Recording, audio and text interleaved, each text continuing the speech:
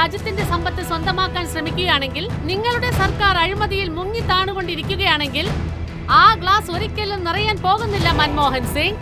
വാസ്തവം ഇതാണ്. ഞങ്ങൾ നിങ്ങളെ ഏൽപ്പിച്ചത് വെള്ളം നിറഞ്ഞൊരു ഗ്ലാസ് ആയിരുന്നു. പക്ഷെ നിങ്ങൾ ആ ഗ്ലാസ് കാലിയാക്കുകയാണ് ചെയ്തത്. ഈ രാജ്യത്തിന്റെ സമ്പത്ത് മുഴുവൻ കൊള്ളയടിച്ചു. അവർ ചിന്തിക്കുന്നത് കുടുംബത്തെ പറ്റിയാണ്, നമ്മൾ ചിന്തിക്കുന്നത് രാഷ്ട്രത്തെ പറ്റിയാണ്. ഈ രാജ്യത്തിലെ സമ്പത്ത് നിങ്ങൾ ആഗ്രഹിക്കുന്നുണ്ടെങ്കിൽ അത് പ്രത്യേക മതവിശ്വാസി ആയതുകൊണ്ടല്ല, ഒരു പാവപ്പെട്ട കുടുംബത്തിൽ ജനിച്ചതുകൊണ്ടാണ്.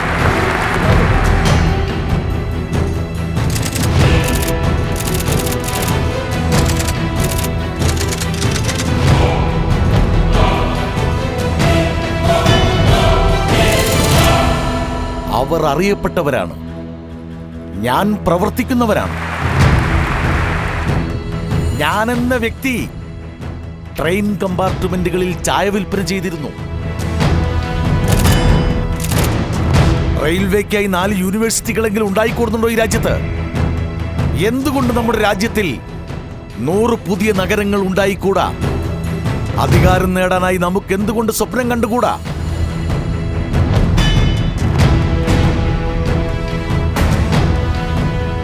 നമ്മുടെ ലക്ഷ്യങ്ങളിൽ ശക്തിയും കരുത്തും ആവശ്യമാണ്. അതിനകത്ത് സംവേദനാശീലം അത്യാവശ്യമാണ്.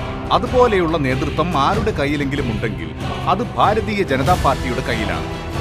ആ നേതൃത്വത്തിന്റെ പേരാണ് ശ്രീ നരേന്ദ്രമോദി. നമ്മൾ നമ്മുടെ പ്രധാനമന്ത്രിയായി 2014 ലോക്സഭാ തിരഞ്ഞെടുപ്പിൽ കാണാൻ ആഗ്രഹിക്കുന്ന നരേന്ദ്രമോദി. നമ്മൾ ഇവിടെ നിന്ന് തിരിച്ചു പോകുന്ന സമയത്ത് നമ്മുടെ മനസ്സിൽ ഒരു ദൃശ്യം കാണേണ്ടതാണ്. അത് ജൂൺ മാസത്തിൽ നമ്മുടെ പ്രധാനമന്ത്രി നരേന്ദ്രമോദി ആയിരിക്കുമെന്ന്.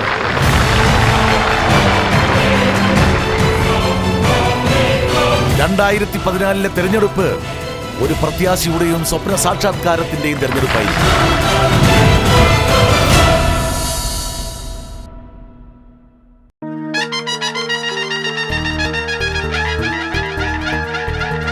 एक नाम जो आशा का अंकुर उपजाने वाला है, राजनीति के कीचड़ में जो कमल खिलाने वाला है, और भारत के आगे पूरा विश्व झुकाने वाला है यकीन के सन 14 में मोदी आने वाला है, मोदी आने वाला है, मोदी आने वाला है, मोदी आने वाला है।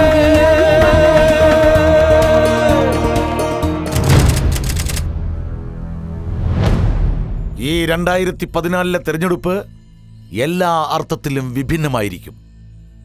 ഇതിനു മുൻപ് ഈ രാജ്യത്ത് ഇതുപോലൊരു ദുർഘടന ഒരിക്കലും ഉണ്ടായിട്ടില്ല.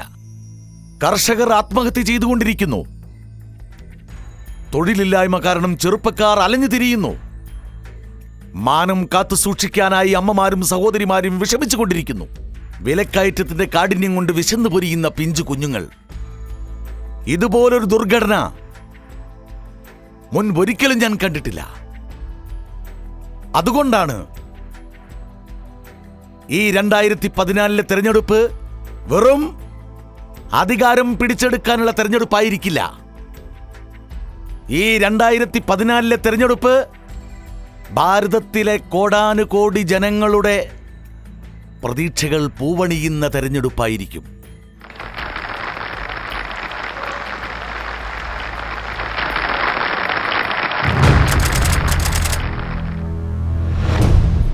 എന്റെ പ്രിയപ്പെട്ടവരെ, അന്നവിടെ പാർട്ടിയെ രക്ഷിക്കാനുള്ള ശ്രമം നടന്നുകൊണ്ടിരുന്നു. ഇന്നിവിടെ രാജ്യത്തെ രക്ഷിക്കാനുള്ള ശ്രമങ്ങളാണ് നടന്നുകൊണ്ടിരിക്കുന്നത്. ഈ 2014 നടക്കാൻ പോകുന്ന തെരഞ്ഞെടുപ്പിന്റെ ലക്ഷ്യം തികച്ചും വ്യത്യസ്തമായിരിക്കും. രാജ്യത്തിലെ കോൺഗ്രസ് പ്രവർത്തകരും നേതാക്കളും പല പ്രതീക്ഷകളോടെയാണ് ഡൽഹിയിൽ എത്തിച്ചേർന്നത്. അവർക്ക് ഉറപ്പ് നൽകിയതായിരുന്നു 17-ാം തീയതി പ്രധാനമന്ത്രി പദവിയിലേക്കുള്ള സ്ഥാനാർത്ഥിയെ പ്രഖ്യാപിക്കുമെന്ന്. അവർ വന്നത് പ്രധാനമന്ത്രിയെ കൊണ്ടുപോകാനായിരുന്നു. എന്നാൽ തിരിച്ചുപോയതോ ഗ്യാസിന്റെ 3 സിലിണ്ടറും കൊണ്ടായിരുന്നു.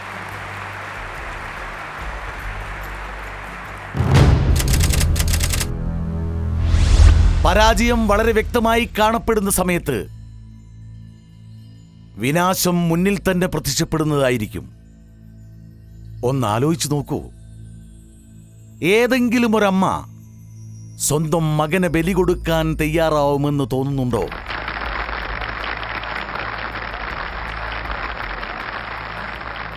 ഏതൊരമ്മയാണ് രാഷ്ട്രീയത്തിന്റെ പേരിൽ സ്വന്തം മകനെ ബലിയർപ്പിക്കാൻ തയ്യാറാവുക? അതുകൊണ്ടാണ് ആ അമ്മയുടെ മനസ്സ് ഒടുവിൽ ഒരു തീരുമാനമെടുക്കാൻ തയ്യാറായത്. വേണ്ട, എന്റെ മകനെ രക്ഷിക്കണം.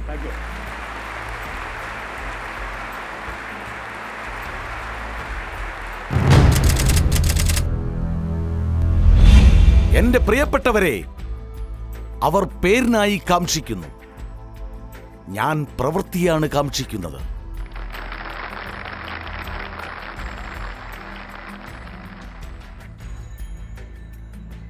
പ്രശസ്തമായ ഒരു പേരിന്റെ ഉടമ ഒരു പ്രവർത്തകനുമായി ഏറ്റുമുട്ടുന്നത്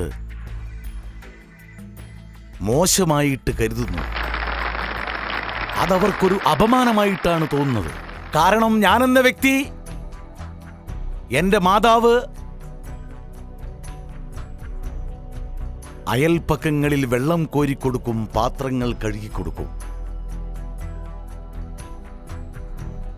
ഞാനെന്ന വ്യക്തി റെയിൽവേ കമ്പാർട്ട്മെന്റുകളിൽ ചായ വിൽക്കുന്നവനായിരുന്നു. ഒരു താണജാതിയിൽ ജനിച്ചു വളർന്ന ഒരു വ്യക്തിയോട് ഞാൻ മത്സരിക്കാൻ നിൽക്കുമോ?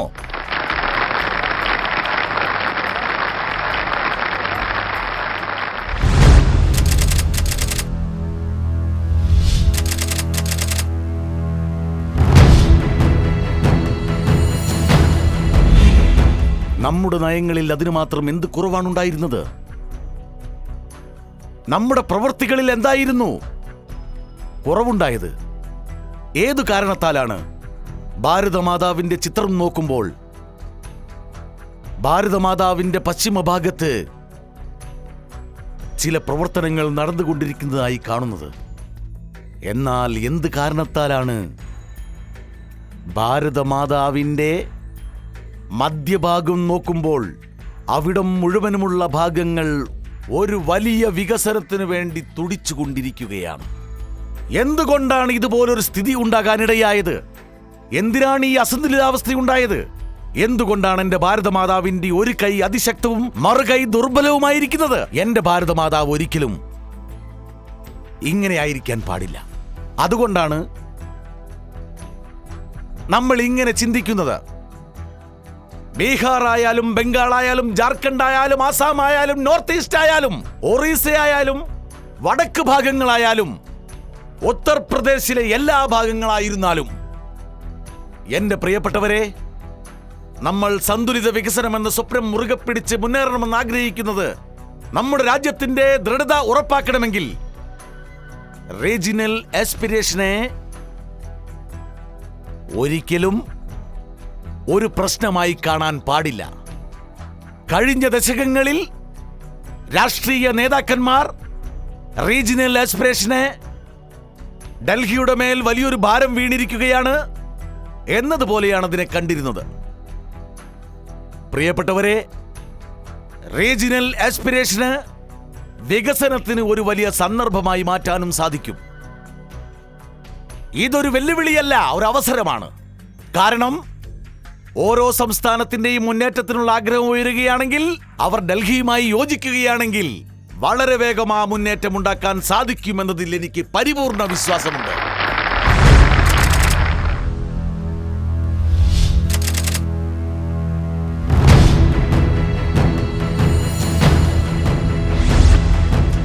രാജ്യത്തിന്റെ പ്രശ്നങ്ങളുടെ ആണിവേരിൽ ബാഡ് ഗവർണൻസ് ഉണ്ട്, തെറ്റായ ഭരണം നടക്കുന്നുണ്ട്. അതിനെ ഇല്ലാതാക്കാൻ നമ്മൾ നല്ല ഭരണത്തിനായി സഹകരിക്കേണ്ടി വരും. പ്രിയപ്പെട്ടവരെ, നല്ല ഭരണം പണക്കാർക്ക് വേണ്ടിയുള്ളതായിരിക്കില്ല. ഇന്നാണെങ്കിൽ സർക്കാരിനെ വിലയ്ക്ക് വാങ്ങാൻ സാധിക്കും. ഗുഡ് ഗവേണൻസ് പാവപ്പെട്ടവർക്ക് വേണ്ടിയുള്ളതായിരിക്കും, സാമാന്യ ജനങ്ങൾക്ക് വേണ്ടിയുള്ളതായിരിക്കും, ദലിതന് വേണ്ടിയുള്ളതാണ്, വിജ്ഞാനികൾക്ക് വേണ്ടിയുള്ളതാണ്, ബലഹീനർക്ക് വേണ്ടിയുള്ളതാണ്. നമുക്കാവശ്യം വെറും ബിൽ മാത്രമല്ല, പൊളിറ്റിക്കൽ വില്ലും ആവശ്യമാണ്. കൂടാതെ അതിനുവേണ്ടിയുള്ള മനസ്സുമുണ്ടായിരിക്കേണ്ടതാണ്. പ്രിയപ്പെട്ടവരെ, ആക്ട് ആക്ട് ആക്ട് ഇത് ധാരാളം കേട്ടുകഴിഞ്ഞു. രാജ്യം ആക്ടിനെ കുറിച്ച് കേട്ടുകഴിഞ്ഞു. ഇനി രാജ്യത്തിന് വേണ്ടത് ആക്ഷനാണ്. എന്റെ ദേശവാസികളെ, രാജ്യം കമ്മിറ്റികളെന്ന ഭാരത്താൽ വശം കെട്ടിരിക്കുകയാണ്. നമുക്കാവശ്യം കമ്മിറ്റിയല്ല, നമുക്കാവശ്യം കമ്മിറ്റ്മെന്റ് ആണിപ്പോൾ. രാജ്യത്തിന് വേണ്ടിയുള്ള കമ്മിറ്റ്മെന്റ് ആണത്.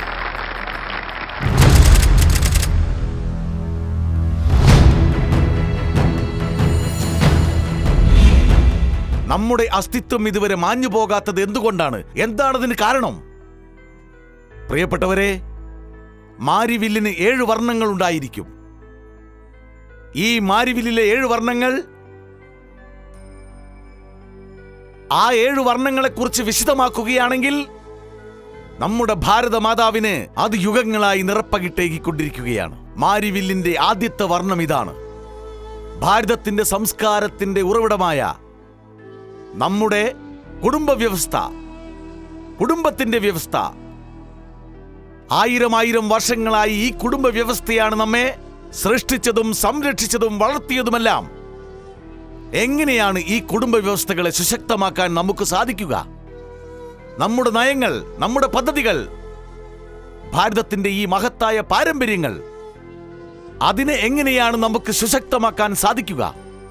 മാരിവില്ലിന്റെ രണ്ടാമത്തെ വർണ്ണം ഇതാണ്.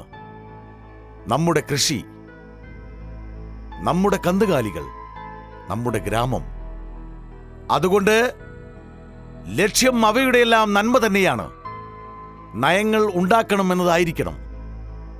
ഇനി മാരിവില്ലിന്റെ മൂന്നാമത്തെ വർണ്ണം ഇതാണ്. നമ്മുടെ ഭാരതത്തിലെ മഹിളകൾ, അവരുടെ പഠിപ്പും വായനയും. ഇതിൽ നമ്മൾ ശ്രദ്ധ ചെലുത്തേണ്ടതാണ്. അവരുടെ കരങ്ങളിൽ വേണ്ടത്ര ബലമുണ്ടായിരിക്കണം. അവർക്ക് നമ്മൾ ശക്തി നൽകേണ്ടതാണ്. അവരുടെ സുരക്ഷയിൽ നമ്മൾ ശ്രദ്ധ ചെലുത്തേണ്ടതാണ്. നമ്മുടെ മാരിവില്ലിലെ 4ാമത്തെ വർണ്ണം ഇതാണ്. ജലം, ഭൂമി, വനങ്ങൾ, കാലാവസ്ഥ. അഥവാ നമ്മൾ ഭാരതത്തെ വരാനിരിക്കുന്ന യുഗങ്ങളോളം വികാസത്തിന്റെ പാതയിൽ മുൻനിരയിലെത്തിക്കണമെങ്കിൽ മാരിവില്ലിലെ ഈ 4ാമത്തെ വർണ്ണത്തെയും നാം പരിപാലിക്കേണ്ടതായിരിക്കും. അതിനെ സുരക്ഷിതമാക്കേണ്ടതായിരിക്കും. അതിനെ ആധുനിക സാങ്കേതിക വിജ്ഞാനം കൊണ്ട് കൂടുതൽ ദൃഢതയുള്ളതാക്കി തീർക്കേണ്ടതാകുന്നു. മാരിവില്ലിന്റെ 5ാമത്തെ വർണ്ണം ഇതാണ്. അതിന്ന് ഏറ്റവും മഹത്വപൂർണമായതാണ്. അതാണ് നമ്മുടെ യുവസമ്പത്ത്, നമ്മുടെ യുവാക്കളുടെ ശക്തി. നാം എത്ര ഭാഗ്യശാലികളാണ്! ഇന്ന് ഭാരതം ലോകത്തിൽ യുവശക്തിയിൽ മുൻനിരയിലെത്തിയിരിക്കുകയാണ്. അഥവാ ഇന്നതിന് നമ്മൾ തയ്യാറെടുപ്പ് നടത്തുകയാണെങ്കിൽ ലോകത്തിലെ തൊഴിൽ മേഖലകൾക്ക് വേണ്ടി നമ്മുടെ ഭാരതത്തിലെ യുവതലമുറ ഭാരതത്തിന്റെ നിർമ്മാണത്തിന് മാത്രമല്ല, ഈ ലോകത്തിന്റെ നിർമ്മാണത്തിന് വേണ്ടിയുള്ള കാര്യക്ഷമതയും പ്രാപിക്കുന്നതാണ്. നമ്മുടെ യുവതലമുറയെ രക്ഷിച്ചുകൊണ്ട് ഈ യുവതലമുറയുടെ ശക്തി മുഖേന ഭാരതത്തെ വിശ്വപ്രശസ്തമാക്കാനുള്ള സ്വപ്നം സാക്ഷാത്കരിക്കാൻ സാധിക്കും. നമ്മുടെ മാരിവില്ലിന്റെ 6ാമത്തെ വർണ്ണം ഇതാണ്. അതും നമ്മുടെ അമൂല്യമായ ഒരു പാരമ്പര്യ സമ്പത്താണ്. അതാണ് ഡെമോക്രസി, നമ്മുടെ ജനാധിപത്യം. ഏത് രാജ്യത്താണ് ഡെമോഗ്രാഫിക് ഡിവിഡൻഡും ഡെമോക്രാറ്റിക് ഡിവിഡൻസും ഉള്ളത്? ആ രാജ്യത്തിന് ലോകത്തിന് മുൻപിൽ എന്തുമാത്രം ശക്തിയാർജിച്ചുകൊണ്ട് മുന്നേറാനാവും? നമ്മൾ നമ്മുടെ രാജ്യഭരണത്തെ റീപ്രസന്റേറ്റീവ് സിസ്റ്റത്തിൽ നിന്ന് മുന്നോട്ട് കൊണ്ടുപോയി പാർട്ടിസിപ്പേറ്റീവ് ഡെമോക്രസിയിൽ കൂടുതൽ ശക്തമാക്കേണ്ടതാകുന്നു. ജനങ്ങളെ പ്രതിനിധീകരിക്കുന്ന ജനാധിപത്യമാണ് നമുക്ക് ആവശ്യം. അവരെ ജനാധിപത്യത്തിലേക്ക് നയിക്കണം.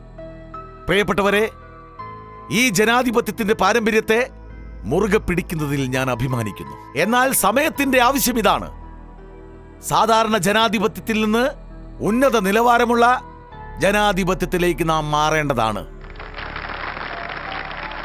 മാരിവില്ലിലെ 7ാമത്തെ വർണ്ണം ഏറ്റവും മഹത്വപൂർണമാണ്. വിജ്ഞാനം. മനുഷ്യരാശി വിജ്ഞാനത്തോടെ പ്രവർത്തിച്ചിരുന്നപ്പോഴെല്ലാം ഭാരതത്തിന്റെ സാന്നിധ്യം അറിയപ്പെട്ടിരുന്നു. നാം വിജ്ഞാനത്തിന്റെ ഉപാസകരാണ്. ഓരോ മാതാവും തന്റെ മക്കളെ ആശീർവദിക്കുമ്പോൾ എന്താണ് പറയാറ്? അവർ പറയും, മക്കളെ പഠിച്ച് വലിയവരാവണമെന്ന്. ഓരോ മാതാവിന്റെയും വാക്കുകളാണിത്. ഈ വിജ്ഞാനം, നമ്മുടെ ഈ മാരിവില്ലിന്റെ 7ാമത്തെ മഹത്വപൂർണമായ വർണ്ണം, ഈ വിജ്ഞാനത്തെ നാം എപ്രകാരമാണ് കൂടുതൽ ശക്തിശാലിയാക്കുക എന്നുള്ളതാണ്. അതെങ്ങനെയാണെന്ന് നാം അറിഞ്ഞിരിക്കണം. പ്രിയപ്പെട്ടവരെ, ഈ 7 വർണ്ണങ്ങളുടെയും യശസ് എങ്ങനെയാണ് വർദ്ധിപ്പിക്കേണ്ടത്, പുതിയ ശക്തികളെ എങ്ങനെയാണ് ആർജിക്കേണ്ടത്, പുതിയ ആശയങ്ങളെ എങ്ങനെയാണ് ഉത്ഭവിപ്പിക്കേണ്ടത്, അതിനായി നമുക്ക് മുന്നോട്ട് കടന്നു ചെല്ലാം.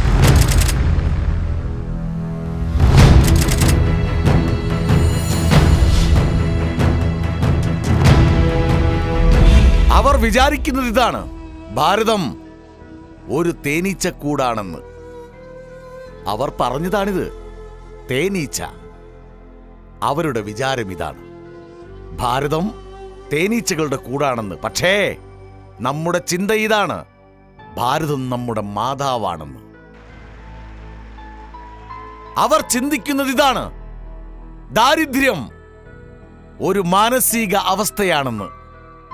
എന്റെ ചിന്ത ഇതാണ്, ദാരിദ്ര്യം നമുക്ക് ദരിദ്രനാരായണനാണെന്ന്. അവർ ചിന്തിക്കുകയാണ്, നമ്മൾ ദാരിദ്ര്യത്തെക്കുറിച്ച് സംസാരിക്കാതിരിക്കുന്നതുവരെ ഒരു രസവും ഉണ്ടാവുന്നില്ല. അവർ പറഞ്ഞതാണ്, ഒന്നുപോലും എന്റെ വാക്കുകളല്ല. അവർ പറയുകയാണ്, നമ്മൾ ദാരിദ്ര്യത്തെക്കുറിച്ച് പറയുന്നത് വരേക്കും ഒരു രസവും ഉണ്ടാവുന്നില്ലെന്ന്. എനിക്ക് ദാരിദ്ര്യമെന്ന വാക്ക് കേട്ട് അവരെക്കുറിച്ച് ഓർക്കുന്ന സമയത്ത് വേദന കൊണ്ട് എനിക്ക് രാത്രി മുഴുവൻ ഉറങ്ങാൻ സാധിക്കുന്നില്ല. അവർക്കൊരു രസവും തോന്നുന്നില്ല, എനിക്ക് ഉറക്കം വരാതെ പോകുന്നു. ഇതാണ് 2 ചിന്തകളുടെയും വ്യത്യാസം. അവർ ചിന്തിക്കുന്നു പണം മരത്തിൽ കായ്ക്കുന്നതാണെന്ന്. എന്നാൽ എന്റെ വിചാരം ഇതാണ്, പണം വയലിൽ നിന്നും വിളവിൽ നിന്നുമാണ് ഉണ്ടാവുന്നത്. അധ്വാനിക്കുന്നവരുടെ വിയർപ്പിന്റെ ഫലമാണതെന്ന്. അതാണ് എന്റെ വിചാരം. അവർ വിചാരിക്കുന്നു, സമൂഹത്തെ ഉപേക്ഷിക്കൂ, ഭരണം നടത്തൂ. എന്റെ ചിന്ത ഇതാണ്, സമൂഹത്തെ യോജിപ്പിക്കൂ, വികസനം നടപ്പിലാക്കൂ. ഇതാണ് വ്യത്യാസം. അവർ ചിന്തിക്കുകയാണ് വംശവർധന. എന്റെ ചിന്ത ഇതാണ് രാഷ്ട്രവർധന. അവരുടെ ചിന്ത ഇതാണ് രാജ്യതന്ത്രമാണ് എല്ലാമെന്ന്. എന്റെ ചിന്ത ഇതാണ് രാഷ്ട്രതന്ത്രമാണ് എല്ലാമെന്ന്. അവരുടെ ചിന്ത ഇതാണ് അധികാരത്തെ എങ്ങനെയാണ് രക്ഷിക്കുക. എന്റെ ചിന്ത ഇതാണ് രാജ്യത്തെ എങ്ങനെയാണ് രക്ഷിക്കുക. ഇപ്പോഴാണ് അവർ പറഞ്ഞത്, തെരഞ്ഞെടുപ്പിൽ ടിക്കറ്റ് ലഭിക്കുന്ന ആർക്കാണെന്ന് വെച്ചാൽ കോൺഗ്രസിനോട് മമതയുള്ളവർക്ക്. അവർ ചിന്തിക്കുകയാണ് രാജ്യം ഭരിക്കുന്നത് അവരായിരിക്കും, കോൺഗ്രസിനോട് മമതയുള്ളവർ. ഞാൻ ചിന്തിക്കുന്നത് ഇതാണ്, ഭാരതമാതാവിനെ ഹൃദയത്തിൽ പൂജിക്കുന്നവർക്കായിരിക്കും ടിക്കറ്റ് ലഭിക്കുക എന്ന്. ഇത് ചിന്തയിലെ വ്യത്യാസമാണ്.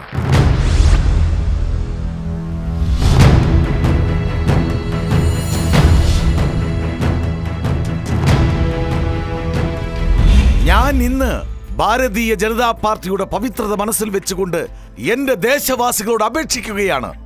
നിങ്ങൾ 60 വർഷം ഭരണാധികാരികൾക്ക് നൽകി, 60 മാസം ഒരു സേവകന് നൽകിയാലും 60 മാസം ഈ സേവകന്റെ പ്രവർത്തനം നോക്കൂ. രാജ്യത്തിനാവശ്യം ഭരണാധികാരിയെ അല്ല, ഒരു സേവകനെ മാത്രം മതി.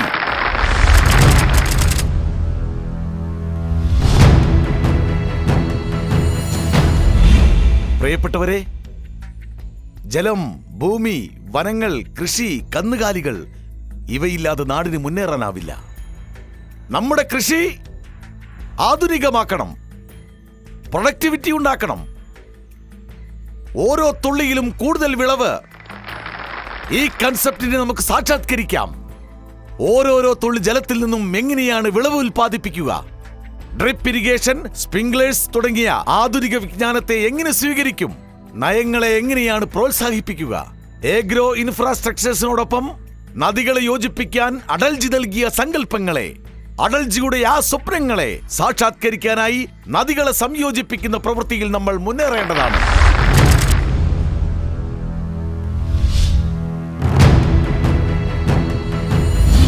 അതുപോലെ തന്നെ വിദ്യുച്ഛക്തി. എന്തൊരു നാടാണിത്! 20,000 മെഗാവാട്ട് വിദ്യുച്ഛക്തി ഉൽപ്പാദിപ്പിക്കുന്ന തൊഴിൽശാലകൾ പൂട്ടിക്കിടക്കുന്നു. ഇന്ധനമില്ല, കൽക്കരി ഖനികൾ അടച്ചുപൂട്ടിയിരിക്കുന്നു. ഇനി നമുക്ക് പവർ ഓൺ ഡിമാൻഡ് സ്വപ്നം കാണാൻ കഴിയുമോ?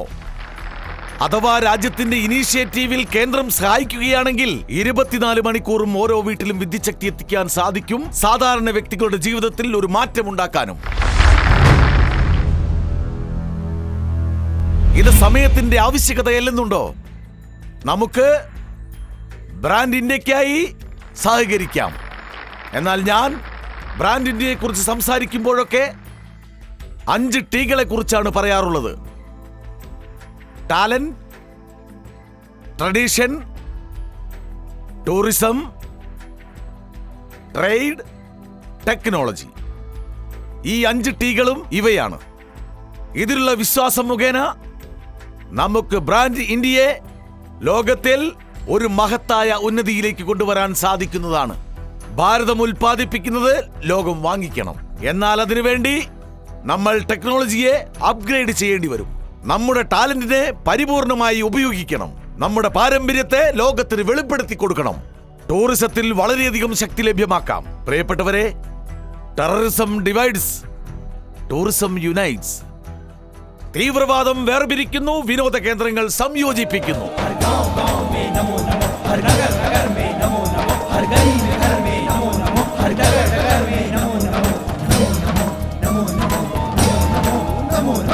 उन्नति का एहसास है मोदी, एकमात्र ही आस है मोदी। उन्नति का एहसास है मोदी, एकमात्र ही आस है मोदी। जन जन की आवाज है मोदी, जन जन की आवाज है मोदी। भारत का विश्वास है मोदी, उन्नति का एहसास है मोदी, मात्र एक ही आस है मोदी। सूखे गालों पर अबीर की रंगत लाने वाला है मोदी, आने वाला है मोदी, आने वाला है। एक नाम जो आशा का अंकुर उपजाने वाला है, राजनीति के कीचड़ में जो कमल खिलाने वाला है, और भारत के आगे पूरा विश्व झुकाने वाला है यकीन के सन 14 में मोदी आने वाला है।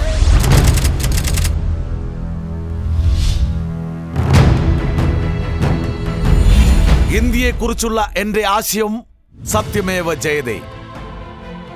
ഇന്ത്യയെക്കുറിച്ചുള്ള എന്റെ ആശയം വസുദേവ കുടുംബകം. ഇന്ത്യയെക്കുറിച്ചുള്ള എന്റെ ആശയം അഹിംസയാണ് ഏറ്റവും വലിയ ധർമ്മം. ഇന്ത്യയെക്കുറിച്ചുള്ള എന്റെ ആശയം ശുഭചിന്തകൾ ലോകമെങ്ങു നിന്നും വരുമാറാകട്ടെ. ഇന്ത്യയെക്കുറിച്ചുള്ള എന്റെ ആശയം മതങ്ങളെ ഒരുപോലെ കരുതുക. ഇന്ത്യയെക്കുറിച്ചുള്ള എന്റെ ആശയം സത്യം ഒന്നേയുള്ളൂ, അതിനെ വിവിധ തരത്തിൽ വിശദീകരിക്കുക. ഇന്ത്യയെക്കുറിച്ചുള്ള എന്റെ ആശയം എല്ലാവരും സുഖത്തോടെയും സന്തോഷത്തോടെയും ഇരിക്കണം, രോഗങ്ങളിൽ നിന്ന് വിമുക്തരാവണം. ഇന്ത്യയെക്കുറിച്ചുള്ള എന്റെ ആശയം എല്ലാവരെയും സംരക്ഷിക്കണം, എല്ലാവരും ആരോഗ്യവാന്മാരായിരിക്കണം, അതീവ ശക്തിയോടെ ഒന്നിച്ച് പ്രവർത്തിക്കണം. അഭിപ്രായ വ്യത്യാസത്തിന് ഇടം കൊടുക്കരുത്. നമുക്ക് ബുദ്ധികൂർമ്മതയുണ്ടാവണം.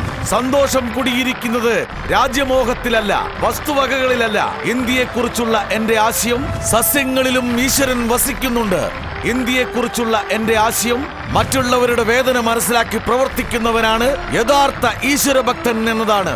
ഇന്ത്യയെക്കുറിച്ചുള്ള എന്റെ ആശയം നിങ്ങളുടെ വാക്കുകളും പ്രവൃത്തികളും ചിന്തകളും പരിശുദ്ധമായിരിക്കണം. നിങ്ങൾ മറ്റുള്ളവരുടെ സ്വത്തിൽ ആഗ്രഹിക്കരുത്. ഇന്ത്യയെക്കുറിച്ചുള്ള എന്റെ ആശയം സ്ത്രീകൾ ബഹുമാനിക്കപ്പെടുമ്പോൾ നാടിന്റെ വിശുദ്ധി പൂത്തുലയുന്നു എന്നുള്ളതാണ്. ഇന്ത്യയെക്കുറിച്ചുള്ള എന്റെ ആശയം മഹിളകൾ ഈശ്വരന്റെ പ്രതിരൂപമാണ്. ഇന്ത്യയെക്കുറിച്ചുള്ള എന്റെ ആശയം പാവപ്പെട്ടവരെ ദൈവത്തെ പോലെ സേവിക്കുക എന്നുള്ളതാണ്.